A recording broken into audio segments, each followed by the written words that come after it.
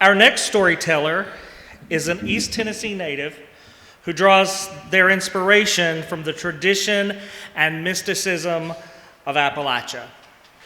As a graduate student at Eastern Michigan University, they are majoring in children's and young adult literature. With a fervent passion for folklore and fairy tales, they infuse the magic of Appalachia into their storytelling. Tonight, presenting us with an original telling of a classic that they have entitled Blue Bonnet, welcome to the stage, Penn Hill. To get to know a person, one of the best ways to do that is to listen to the stories that they have to tell. To get to know a culture, the same is true. I have an Appalachian interpretation of a tale that was originally from Germany, collected by the brothers Grimm, Charles Perrault, and many other folklorists over the years. So without further ado, this is Blue Bonnet.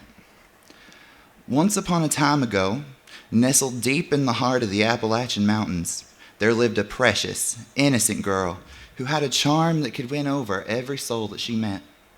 Yet her beloved granny cherished her above all the other folk. Her granny, an old conjure woman, had sewn her a beautiful bonnet of the purest dark blue, which earned the little girl the endearing nickname Blue Bonnet. Blue Bonnet's granny lived on the far side of a thick patch of woods, hidden away in the darkest part of the holler. And every day, Blue Bonnet and her mama would take a hike through the dark forest, with baskets filled with goodies like bread, milk, sugar, and other wonderful delights for Granny, since Granny had old bones and had trouble getting out of bed most days. On this particular day, fate had other plans for Blue Bonnet and her mama. Blue Bonnet's mama was ailing, pierced to the bone by the early autumn chill. So for the very first time, Blue Bonnet would have to make the trek to Granny's house through the woods alone. Though Blue Bonnet was unafraid, for she had walked the well-worn path beside her mama plenty of times, she would obey the rules of walking in the woods that had been passed down through generations by her mama and Granny, conjure women who learned them from their own mamas and grannies. Blue Bonnet's mama, a great conjure woman who knew how to trick even the devil, left her little girl well prepared. She secured Blue Bonnet's bonnet firmly on her head and issued her a solemn warning. Remember, Blue Bonnet, to always keep your bonnet on while you're walking through the woods. It's a special kind of blue that'll keep any nasty spirits from laying any of their eyes on you. Blue Bonnet promised to keep her bonnet on as her mama delicately threaded silver bells onto her shoes and spoke another instruction. And remember, child, you gotta keep these silver bells chiming as you walk. The sweet sound of the bells will ward off any spirits trying to eavesdrop on your footsteps. Blue Bonnet promised her mama to keep her shoes on, as her mama gave her a small burlap pouch filled with aromatic herbs. The pouch was redolent of tobacco and pepper, and it tingled Blue Bonnet's nose. She knew to sprinkle these herbs at the wood's edge and every so often along her path, an old conjure trick that created a protective barrier to conceal her scent while she walked alone in the woods. Her mama listened carefully as Blue Bonnet repeated these rituals and added one more piece of guidance. And remember, Blue Bonnet, you have to keep your wits on you, let Granny know I love her, and stay on your best behavior. If you think you're lost, follow the animal marks, and never stray from the path. The spirit's grasp is perilous, and your granny and I are too aged to come looking for you if you were to wander off somewheres.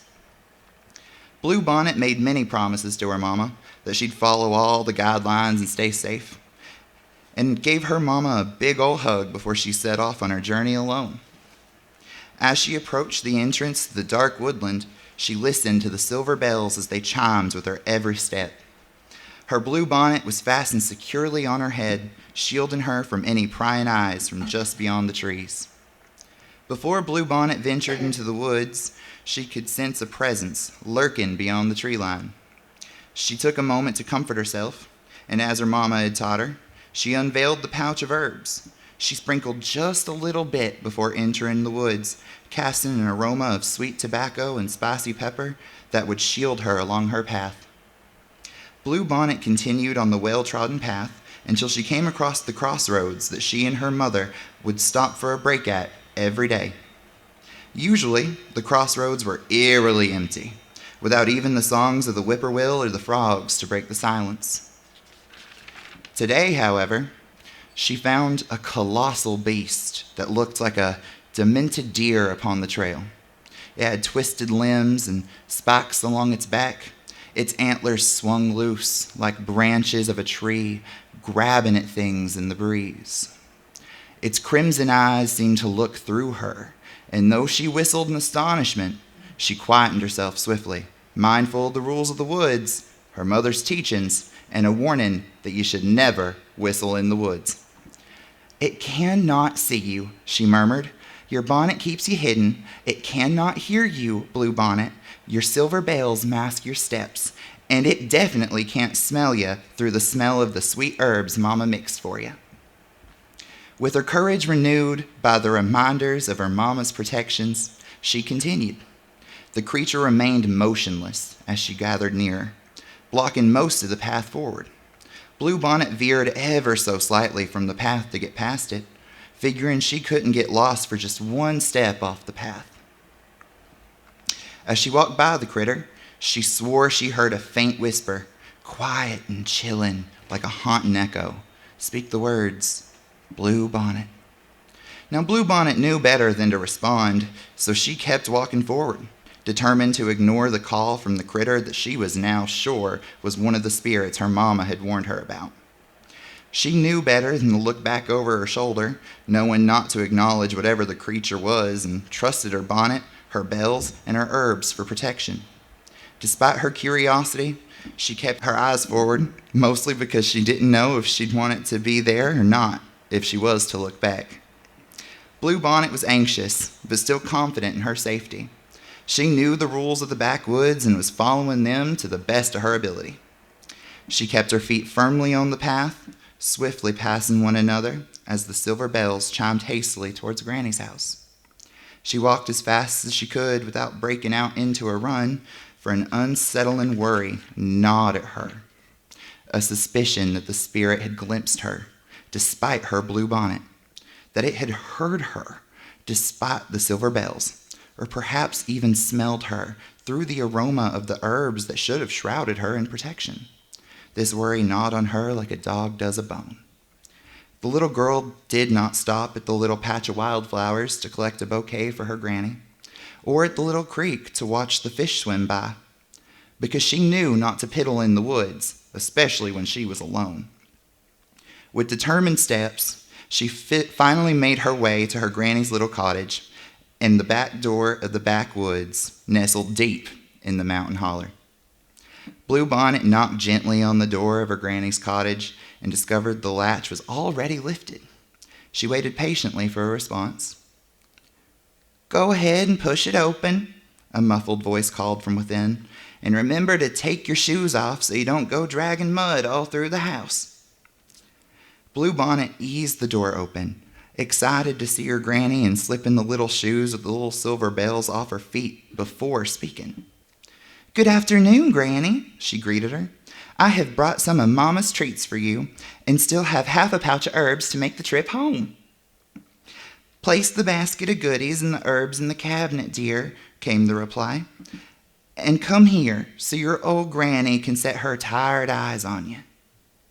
Blue Bonnet obediently stashed the basket of yummy foods and the pouch of good-smelling protective herbs away and stood at Granny's bedside.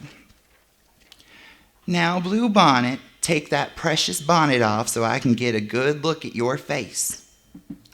Blue Bonnet complied with her granny's request, placing her bonnet gingerly on the table beside the bed, mindful of an old warning her granny had given her.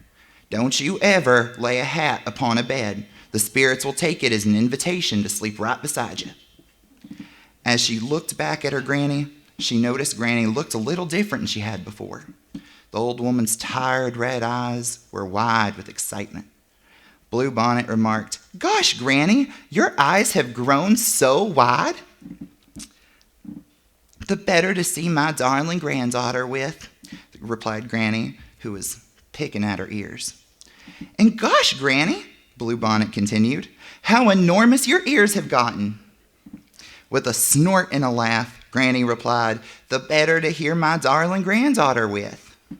Blue Bonnet, who was so happy to have made it through the woods safe and not alarmed at all, remarked once more, "Gosh, Granny, your nose has grown even more than your ears have." "The better to savor the delicious treats my daughter sent me to the woods," Granny said with a smile, revealing sharp, pointed teeth. Blue Bonnet's granny and her mother had told the little girl many of the conjure secrets.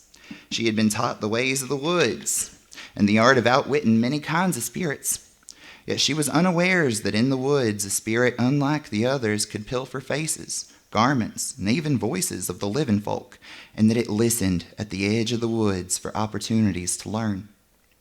Blue Bonnet had no time to ponder such possibilities, for when she saw Granny's sharp teeth, she said, "Granny, when did you get your teeth back?" The spirit masquerading as her darling Granny replied with, "Just in time for supper." And quick as a hiccup, Blue Bonnet was no more. She was consumed by the ravenous spirit disguised as her granny. Blue Bonnet's mama would never hold her precious child or bring sweets to her own mama ever again. Instead, she'd stand at the edge of the backwoods where the untamed wilderness devoured the light of the world. She would listen for the faint echoes of their cries as they were carried as whispers on the wind. A haunting reminder that peril lurks for any who venture into the Appalachian wilderness without heeding the age-old rules of walking in the woods alone.